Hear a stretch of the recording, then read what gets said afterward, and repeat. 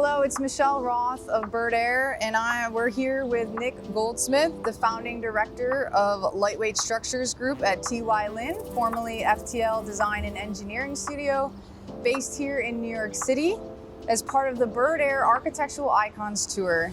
Nic has been one of the world leaders in tensile membrane design for more than 40 years and has completed some of the most iconic fabric structures around the world. It's a privilege for him to take the time and sit with us here today. Thank you, Nic, for being here, and we're very fortunate to be under one of our most recently completed projects with Nic and his team, which is the Domino Square Park tensile cable net structure here in Brooklyn, New York. Well, thank you. It's really a pleasure to be here. It's a beautiful sunny day. It's nice to be underneath a structure like this, and it's great to be with Birdair. What first attracted you to working with tensile fabric? When I was at college still, I was interested in alternative technologies, geodesic domes, light shell structures, cable structures, and fabric structures. And I visited an exhibition of Frei Otto in 1972 at the Museum of Modern Art that was curated by Ludwig Glaser. And it really changed my world of what you could do with construction. And these lightweight membrane structures seemed like this is one of the key building blocks of the future. How do you think tensile fabric design influences the human experience in a building?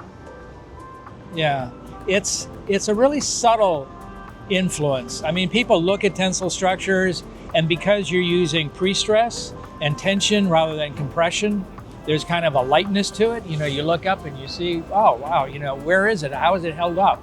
So there's that quality to it, but there's also a three-dimensionality of space. So when you're inside it, it's a much softer space, and it's just very different from your more cubic, traditional architectural buildings.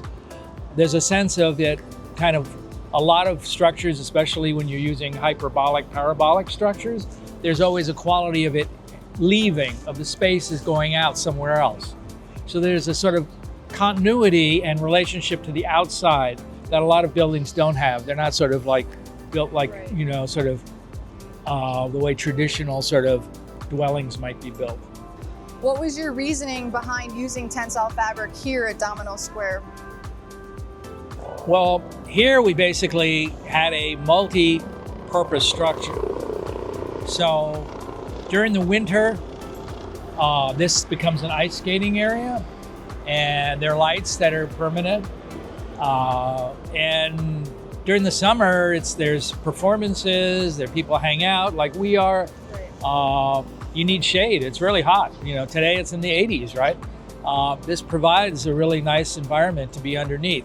And so if you're going to have a structure that's going to be able to do a lot of different things, fabric is a wonderful material to use. It's flexible, it's deployable, demountable. Here it's seasonal.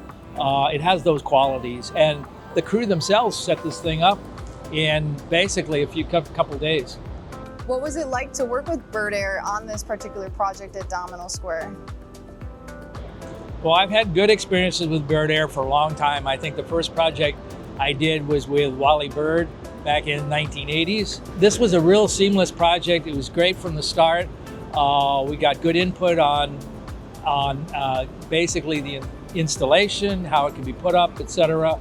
Guys like Mike Sparks were great to work with, and we had a really good experience. And how does Birdair help contribute to the overall design process?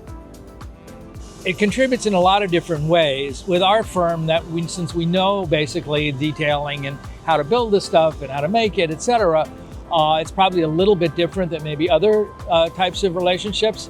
But for us, what's really great is to understand from their perspective, how are they going to install it?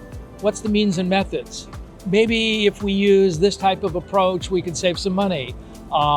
This type of back and forth, I think, is something that's really helpful, especially early on in the design process.